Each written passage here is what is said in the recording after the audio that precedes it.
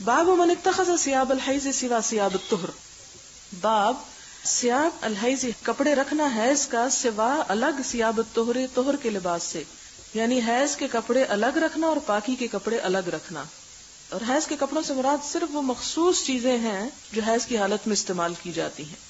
حدثنا معاذ بن فضالة قال حدثنا هشام عن يحيى عن ابي سلمة عن زينب ابنة ابي سلمة عن ام سلمة قالت بين انا مع النبي صلى الله عليه وسلم مستجعة في خميلة حست فانسللت فاخذت ثياب حيضتي. تو یہ جو الفاظ ہے نا، میں نکلی اور میں نے حیض کے کپڑے پہن لیے، تو اس سے مراد یہ ہے کہ یہ وہ ڈریس ہے جو عام حالت میں نہیں پہنا جاتا. مثلا اگر ایک شخص اسی انڈر ویئر کو دوبارہ استعمال کرتا ہے تو اسے دھو کے پاک صاف کر کے تو کر سکتا ہے، لیکن نیچرلی وہ ڈریس جو ہے وہ عام حالات میں نہیں پہنا جائے گا. لیکن اس سے مراد وہ اوپر کا ڈریس نہیں جس پہ کچھ نہ لگا ہو. قال نفست فقلت نعم فدعاني فاستجعت معه في الخميلة. میرے کہنے کا مطلب یہ ہے کہ ان کپڑوں کو جو صرف پیریڈز کی حالت میں استعمال کیے جاتے ہیں جیسے انڈر ویئر وغیرہ، اگر وہ ایک ہی ہے کسی کے پاس اور عام دنوں میں اس کو استعمال کرنا پڑ جاتا ہے کسی اور مقصد کے لیے، تو اس صورت میں اس کو اچھی طرح دھو لیا جائے، اس کی ساری نجاست دھو دی جائے، صاف کر لیا جائے اور اس کو دوبارہ عام حالات میں بھی پہن لیا جائے. باب شہود الحائض العیدین.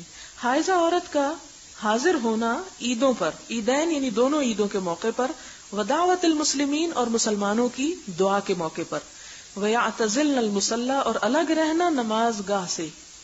یعنی کیا کیا کر سکتی ہے؟ عیدین کے مقام پر حاضر ہو سکتی ہے، دعا میں شریک ہو سکتی ہے، لیکن نماز کی مثلا صف ہے یا دری ہے اس پہ نہیں آ کے بیٹھے گی، الگ رہے گی، الگ پیچھے دوسری طرف بیٹھے گی. حدثنا محمد هو ابن سلام قال اخبرنا عبد الوهاب عن ایوب عن حفصة قالت كنا نمنع عواتقنا. حضرت حفصہ کہتی ہیں کہ ہم روکا کرتے تھے اپنی نوجوان بچیوں کو. عواتقہ عاتق کی جمع ہے. یہ ایک نام رکھتے ہیں نا کیاف کے ساتھ، یہ وہ نہیں ہے، ایک قاف ہے موٹا. عاتق کہتے ہیں اس بچی کو جسے ابھی شروع میں حیض آیا ہو، بہت بالکل نوجوان بچی. کہ ہم روکا کرتے تھے اپنی بالکل نوجوان بچیوں کو ان یخرجن فی العیدین، کہ وہ عیدین پہ نہ جایا کریں، یعنی عید پڑھنے نہ جائیں. فقدمت امرأۃ فنزلت، تو آئی ایک عورت جو اتری یعنی ٹھہری، نزلت کا معنی ٹھہری، قصر بنی خلف، قصر بنی خلف میں یعنی بنو خلف کے محل میں، بصرے میں تھا یہ. فحدثت عن اختہا، انہوں نے اپنی بہن سے ایک حدیث بیان کی، اور یہ بہن ہے ان کی ام عطیہ، اس عورت کی. وکان زوج اختہا، اور ان کے بہنوئی کن کے شوہر، ام عطیہ کے شوہر جو تھے، غزا مع نبی صلی اللہ علیہ وسلم، غزبوں میں شریک ہوئے حضور صلی اللہ علیہ وسلم کے ساتھ. یہ حدیث کہاں بیان ہو رہی ہے؟ بصرہ میں بیان ہو رہی ہے. کون بیان کر رہے ہیں؟ ام عطیہ کی بہن بیان کر رہی ہیں. یہ کس شخص کا ذکر ہے جو غزوہ میں شریک ہوئے آپ صلی اللہ علیہ وسلم کے ساتھ؟ ام عطیہ کے شوہر کا. یعنی جو عورت حدیث بیان کر رہی ہے ان کے بہنوئی ہیں یہ شخص. یہ شریک ہوئے آپ صلی اللہ علیہ وسلم کے ساتھ جنگوں میں. کتنی؟ اثنتي عشرہ، 12 جنگوں میں شریک ہوئے. وکانت اختی معہ فی 6، اور 6 جنگوں میں حضرت ام عطیہ جو اس عورت کی بہن ہیں وہ بھی شریک ہوئی اپنے شوہر کے ساتھ، آپ صلی اللہ علیہ وسلم کے ساتھ. یہ ساری تمہید کا مطلب یہ ہے کہ جو بات اب بتائی جا رہی ہے یہ کوئی معمولی نہیں، یہ ان کی بات ہے جنہوں نے حضور صلی اللہ علیہ وسلم کے ساتھ صرف مدینہ میں نہیں قیام کیا بلکہ وہ ان کے ساتھ جنگوں میں بھی گئے، سفر حضر میں ان کے ساتھ ہی تھے. مراد یہ ہے. وکانت اختی معہ فی 6 قالت، کہنے لگی، کننا نداول کلمہ، ہم علاج کرتی ہوتی تھی زخمیوں کا. کلمہ، کلم پیچھے بتانا زخم کو کہتے ہیں. وَنَقُومُ عَلَى الْمَرْضَى، اور ہم عیادت کرتی تھی مریضوں کی. یہ کون سے مریض تھے اور کون سے مجروح تھے؟ صحابہ کرام، مرد تھے.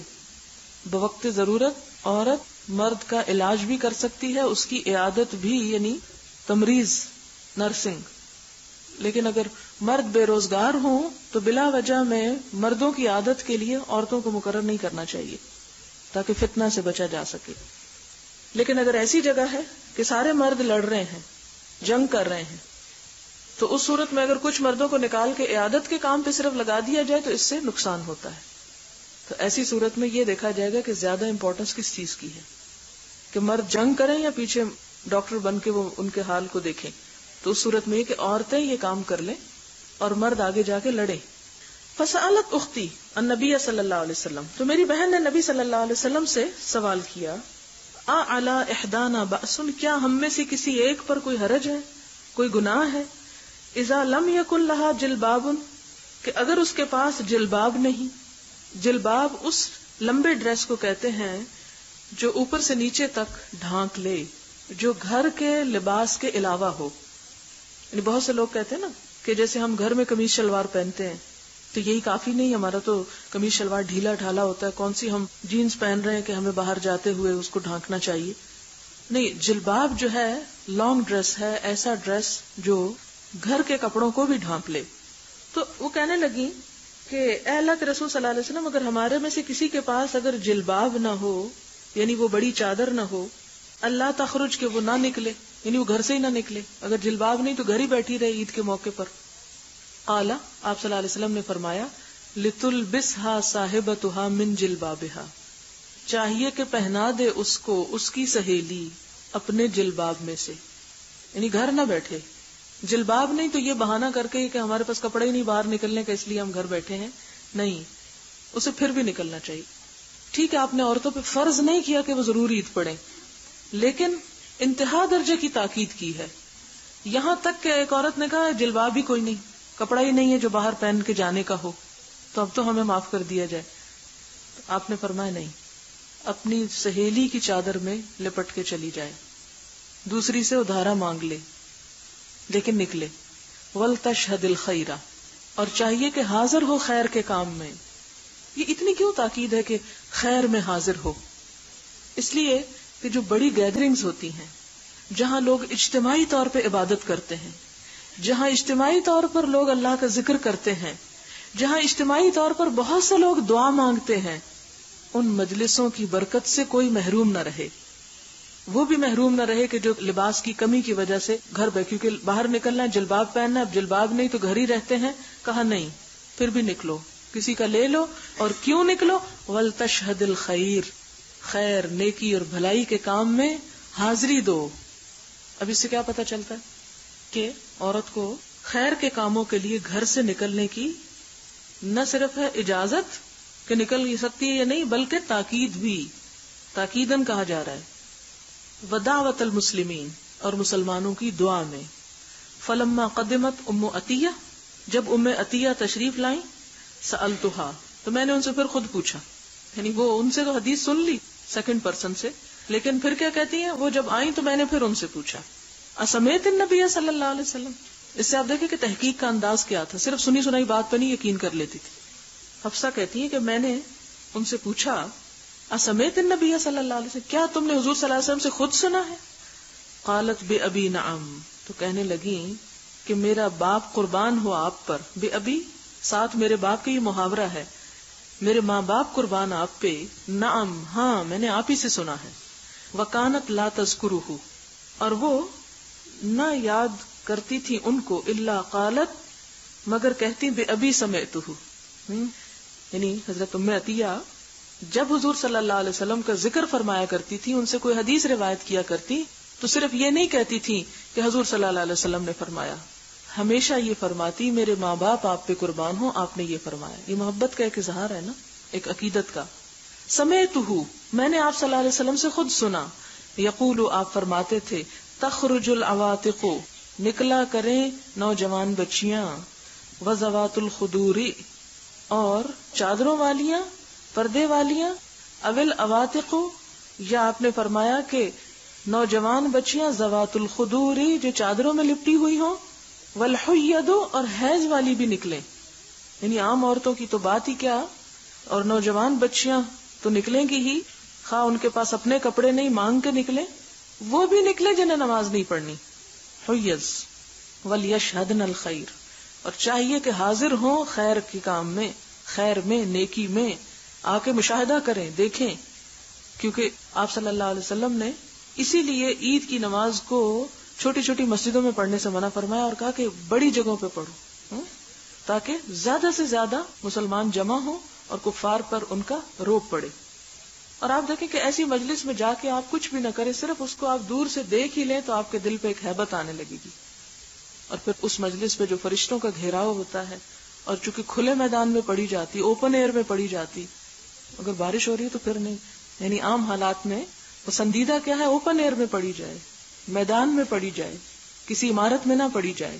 لیکن اگر مجبوری ہو تو پھر فیصل مسجد ہی کافی ہے. وَلْيَشْهَدْنَ الْخَيْرَ، اصل مقصد کیا ہے کہ مسلمان چھپ کے نہ پڑھیں، نظر آئیں، اور عورتیں کیا کریں، اس کو مشاہدہ کریں، دیکھیں. خواہ نماز نہیں بھی پڑھی تو صرف کھڑے. آپ نے کبھی دیکھا ہوگا کہ خانہ کعبہ کا جب سین آتا ہے، لوگ سجدے میں جا رہے ہوتے ہیں اکٹھے، کیا خوبصورت نظارہ ہوتا ہے، یعنی اس کی تو بات ہی کچھ اور ہوتی. اور بعض اوقات جب انسان حرم میں جاتا ہے تو دل چاہتا ہے کہ ذرا سے ٹھہر کے سجدہ کریں، سب کو دیکھ لیں کہ کیسے سجدہ کر رہے ہیں. اور خاص طور پہ میں ایک آدھ نمازیں اوپر جا کے ضرور پڑھا کرتی ہوں. اوپر سے پھر نیچے کے جو صحن ہے اس میں جو صفیں اور اس کی موومنٹ ہے اس پہ نظر پڑتی رہتی ہے. اور یہ ہے کہ بچوں کو اور ایسے لوگ جو عموماً خود یعنی عذر کی وجہ سے عبادت سے دور ہوں تو وہ کم از کم کسی کو عبادت کرتے ہی دیکھ لیں، کیونکہ اس سے بھی اللہ یاد آ جائے گا. یعنی انسان جب دیکھتا ہے کہ دوسرے کر رہے ہیں، ورنہ گھر میں بیٹھی عورتیں کیا کرتی رہتی ہیں، جھاڑو دیتی رہتی ہیں اس وقت میں.